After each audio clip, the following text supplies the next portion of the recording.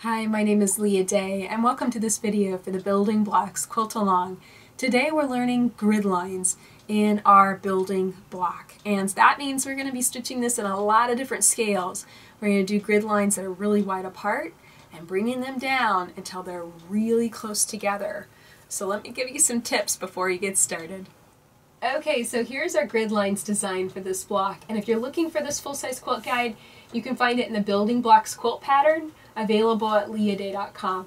Okay, so where I'm going to start teaching, I've already filled up this section which has 1-inch grid and this section that has a 1/2-inch grid. And one way that you can really knock this out quickly is going ahead and stitch all the way across for these lines, and that's going to help you knock out those lines pretty fast.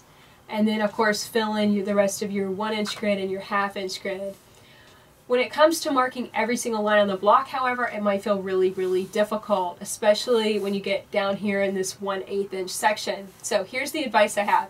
Instead of marking every single little line, mark every other line in this section. And that I'm going to teach you how to quilt still on an 1/8 inch scale, but with only every other line marked. If this is a struggle too, again, you can also do every other line up here as well. I was able to mark this using a rotary ruler. So that's another thing. You don't have to go with the quilting guide. You can just simply place your ruler every 1/2 inch in this section, every 1 inch in this section, every 1/4 inch, and more than likely you can knock this out just with the ruler marking with your pencil. But down here, this might be a little tricky. So let's get on the machine and I can give you a lot of tips on how to knock out this area quickly. Okay, so I'm here filling in this 1/4 inch section, and just a warning, as you're filling this, there is a lot of travel stitching in order to hit every line. So don't get too obsessive about it. Just try and stitch through it in as logical way as you possibly can. You are going to have to travel stitch around a bit to get every single line. So I'm in this section and I have marked every single line. And the best thing to do, I think, is to go ahead and knock out the lines going in one direction, then knock out the lines going in the opposite direction. Now, one thing that you might notice, this has happened in one of Josh's blocks too, and that was pleating as you run up against the edge of something that you've already stitched. So like this outer line or one of your stitch in the ditch lines, and you're seeing the fabric kind of push out.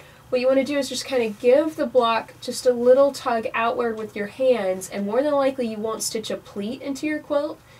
If the fabric's shifting a lot, you might. It just really depends on what the fabric is doing and how much it's moving as you stitch these grid lines.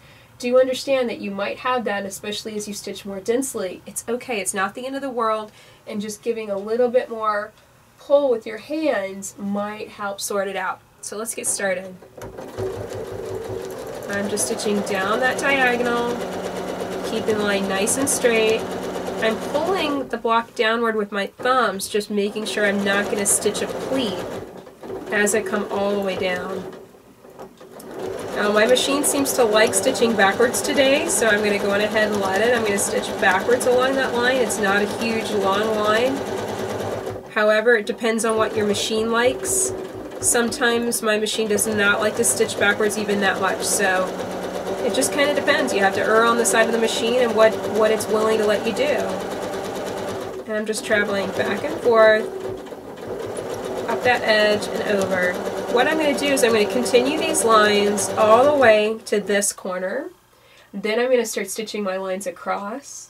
I'll probably, and fill in, I'll probably get to here, then I'll start stitching my lines across, get to here, and then fill in this remainder. It's kind of like it's going to be back and forth a little bit as far as how it's filled, and I want you to see the entire thing, so I'm going to speed up the video so you can watch me fill this.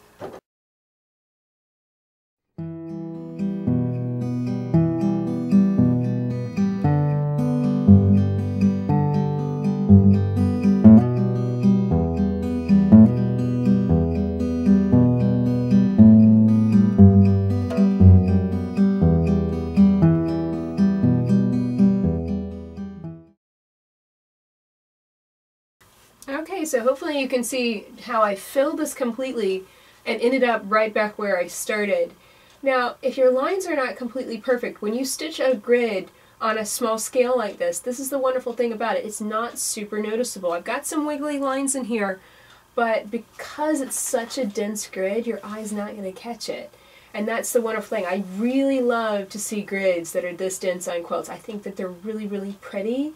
I think they add such a nice texture, and they really make, if you have other motifs, other designs, they really make those designs stand out nicely. So I'm going to travel stitch the other one, and I'm going to give you some tips for stitching even smaller grid in free motion. Okay, so here's our 1/8 inch grid section, and you can see I've already started to fill some of it. How I do this is I do not mark every single line, I mark every other line, which creates 1/4 inch grid. So I'm going to go ahead and stitch on all of these lines, and then I'm going to show you how to break it down so you get 1/8 inch grid and get it even denser.